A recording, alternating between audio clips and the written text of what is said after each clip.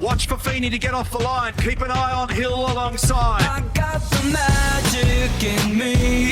Hill grabs the lead, and that's a big statement. His teammate drops into third. Got the magic in me. What a great story if you can hang on. He was the Carrera Cup champion in 2021. He's been a Bathurst 6-hour winner. He's done very well in the Dunlop series, but now it is a moment of crowning glory for Cam Hill, who puts together a big win in Melbourne in his supercar. Matt Stone Racing 1 and 2. Now, the eyes of the motorsport world was on Albert Park, but it wasn't the F1 stars that were the standouts of the AGP. Cameron Hill not only scored his first podium and race win, but as you heard, he also gave MSR their first 1-2 finish. Please welcome to the driver's seat, the one and only Cameron Hill from Dabble Racing. Thank you. Thank you for having me.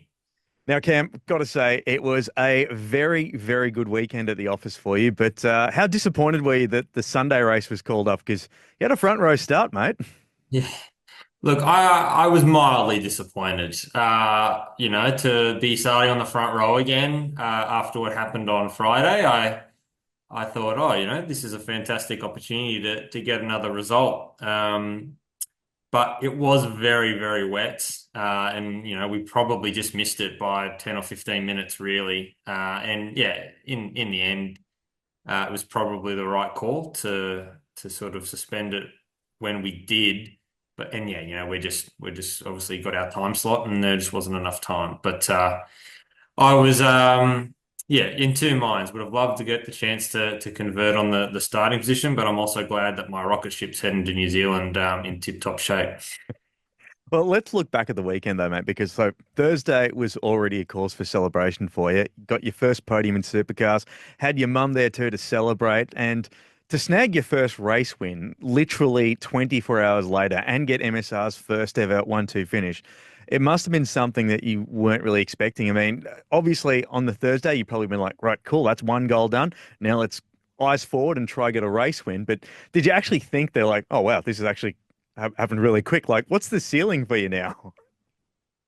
It was a bit of a, whirlwind in terms of how it all kind of landed at the same time for us. Yeah, I mean, I really identified that qualifying was an area that I wanted to do better at this year. And I think all weekend, every qualifying session, we were really competitive. And if it wasn't for a pesky Brock Feeney being in such good form, we might have had a couple of pole positions as well, which would have been really cool. But you got to leave something right to work towards. The podium was really special, and it kind of, I guess, gives you a lot of confidence that, you can race up the front. You deserve to be there. And then I was probably more nervous, on the Friday. On Thursday, I was pretty calm. I just thought, I've got a job, get off the line, see how these guys in front are going to play it.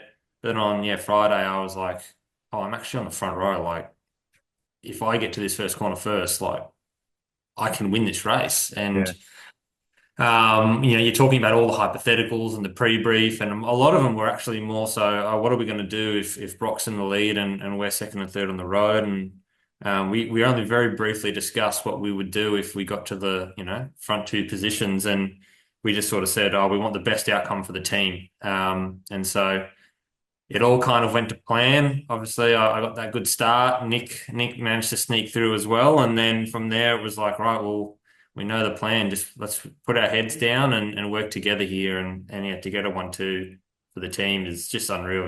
It's the team's come a long way in the last few years. From pretty sort of humble beginnings, and as a team that raced in support categories to a one-car supercar team, and now to be getting a 1-2 result at the Australian Grand Prix. It's incredible, and it's a big testament to all the work that Matt's put in.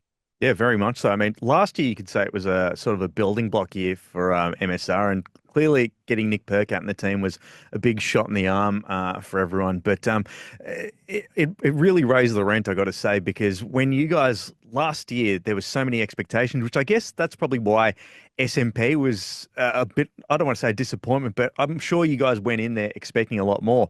What was the feeling after that weekend? Because clearly you've bounced back really well. Was it just one of those things where it's like, look, let's just knuckle down and try and get the basics right before we try and reinvent the wheel?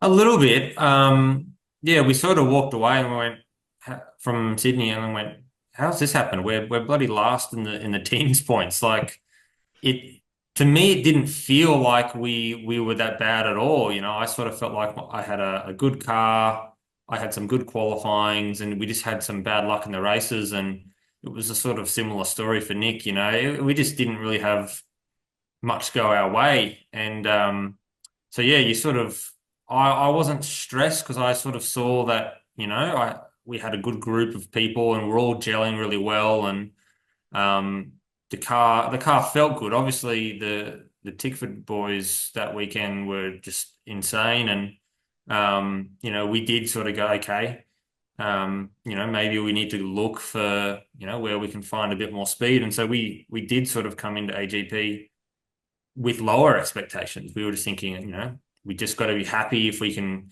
keep cracking in the top 10 like that. That's going to be a good outcome for us. But it was pretty clear very early on in practice that the cars were speedy. And so even rolling into quality, it was still like, let's just, not get too caught up in anything. Let's just go out there and do our best. And then, yeah, we were right at the pointy end. And yeah, it was a bit of a surprise, a nice surprise for us. But I think it also reaffirms to us as a group that it doesn't take much in this game to go from the front to the mid pack. Like, it is so competitive. Couple mil of ride hard, or 5 newtons of spring, and you can go from hero to zero. And the opposite, right? The conversely. So we may have left Sydney kind of going, oh, maybe we've got a lot of work to do, but you know what? It might have not been very much. It might have only been a couple small things, and maybe we could have been at the front there too. Absolutely. And it's been a big year for change for MSR as well too, because like you've got a brand new engineer, like Caleb's jumped from Dick Johnson Racing, who's Will Davo last year, and well, the partnership looks to have got off to a pretty good start at the moment. But you've also got Paul Forgy still in your corner as well, sort of overseeing things, and it kind of really does look like you've got a good support staff there within the team, where when you do have a weekend at like you do at SMP, that you kind of go, hang on, let's not throw the baby out with the bathwater here. Let's just all knuckle down and see what we can do. Yeah, absolutely. I think Caleb, he's an awesome addition. He's really young. Like, he's only 24. I think everyone, when they find that out, is just absolutely gobsmacked, because he's got a really mature head on his shoulders and he's extremely intelligent. I think his time at DJR, he did learn a lot. Obviously he was underneath some great engineers there too. But it's sort of awesome because Paul, he's been a fantastic mentor to me, since I got to MSR, and he's just got so much experience about how to go racing in this category. But one thing that we definitely struggled with the past couple of years is just everyone being pushed for bandwidth, and sort of everyone having to do multiple jobs. And so, Paul was sort of quite often just down on the shop floor trying to help the guys make improvements, or tidy a few things up with the car prep side of things. And he loves that side of it too. Whereas now Caleb can kind of sit there, comb through the data, and just sort of, I guess, field the million questions that I have as well. And so that, I'm feeling like, I've had a lot of prep time before events going through everything. But it's also good because, Paul's there as well, and we can always bounce things off him, and just his knowledge of these cars, he could probably build one with his eyes closed. So we've just got such a good balance now of people, and everyone's kind of found their place, and I feel like, we're gelling really, really well as a group. Absolutely. Speaking of the group, and just not to look too far ahead, but another big change for you is if we look ahead to the Enduros, your mate Cameron Crick, who was your co last year, he'll be jumping in his own car for another MSR wildcard appearance. Now, you two combined pretty well last year, especially considering the fact that, I know he's done a whole bunch of super utes and stuff like that, but for him to get like his maiden main game start and, finish a very respectable 10th at both Sandown and Bathurst. That's pretty good. But do you have any input over who's going to be coing next year? It's not next year, this year, This year. or is it just basically what Matt wants is what he gets, or do you have a bit of input? No, he does. He does include me in the conversations, which is good. Obviously, it's his call at the end of the day, but you know, we're pretty motivated to make sure that we're putting someone in the car that you know, is going to be fast and you know, to get the best results. Obviously, Cam did a great job with me last year, and I loved driving with him. We're best mates, and so we had a lot of fun. I'm actually really excited for him to have his own chance in his own car because it's a different role. You know, when you're the co-driver, you probably you know, not thinking about yourself fully. You're thinking about the main driver's championship. You're thinking about, you know, this isn't my car, and you know, you're compromised for how you're set up. And you know, like I know one thing Cam struggled with, but he did really well to get over it was he was getting a numb leg, you know, in the car, and that's just because we're slightly different size, and so. For him to have his own car, he's going to be able to develop a lot more as a driver. And I think we all saw at Sydney, he did a fantastic job. It was a little bit under the radar, but his speed was actually really competitive. And if it wasn't for a 15-second penalty on Saturday night, I think he would have been about 13th or 14th, which would have been a great result for him. So no, it'll be great for him to have his own chance to keep sort of developing and improve his skill set. And then, yeah, for me, we want to make sure that, you know, we're finishing strongly and making sure we're locking ourselves into the finals. So it's getting more and more competitive every year. And I think, especially at Tailem Bend, you know, there's less things to hit at Tailem Bend. And I don't think we'll see as many safety cars. So I think it's going to be just a flat out sprint for 500 kilometers. Like it won't be as strategic and as it was at Sandown last year. So that'll be a very different race, and it's going to be important that the co-drivers are basically on it for the whole stint. Yeah, absolutely. So before I let you go, mate, we're heading to Taupo in a couple of weeks' time. And last year you were actually quite strong during qualifying there, but that didn't quite translate to the race. Have you just been doing a bit of homework before the trip to try and keep this run of good results going?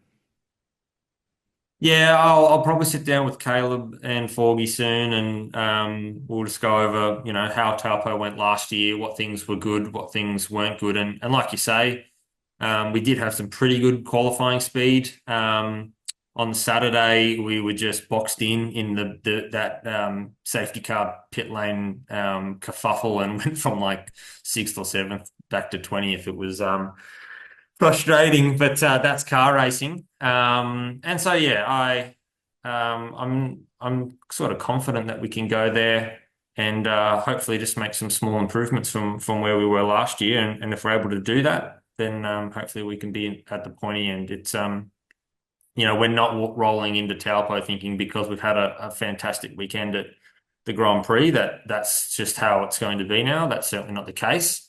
But we also have a lot of, I guess, confidence and belief that, you know, if we can execute really, really well, there's nothing stopping us from great results like that in the future. That's a great mindset to have, Game. I mean, for a bloke that literally got his first podium and his first win in the span of 24 hours, you've got a good head on your shoulders, not thinking like, oh boy, how good is this supercars thing? Yeah. I'm obviously, yeah, like you said at the start, I was the biggest deal of the Grand Prix. I said, I don't know about that. I don't know if the F1 guys were talking about young Cam Hill breaking through, but it was very special, yeah, to, I guess, get that milestone of winning a race in supercars. Like it's sort of everything you work towards as a junior young driver is to get to this level of motorsport and then to have success. So it was, yeah, it's a real privilege to be able to say I've done that now. But yeah, it's no different, right? There's 23 other guys out there who are all really talented and they've got teams that are working really hard to win races. So I don't imagine it'll be any easier, but we have belief that it's possible, and that's really cool. Well, fingers crossed it goes all well and you have a safe trip over. Thankfully, at least you're not going to be on the ship with the cars. At least I'm assuming that they're putting you guys on a plane to get to Taupo. We didn't do a head count. I hope everyone, got out before they shut the doors. Otherwise, yeah, it'll be a bit bumpy. Hope they don't get seasick. Well, Cam, it's been an absolute pleasure to have you on the driver's seat, mate. Congratulations again on a stellar weekend at the AGP, mate, and go well in New Zealand. Thank you. Appreciate it.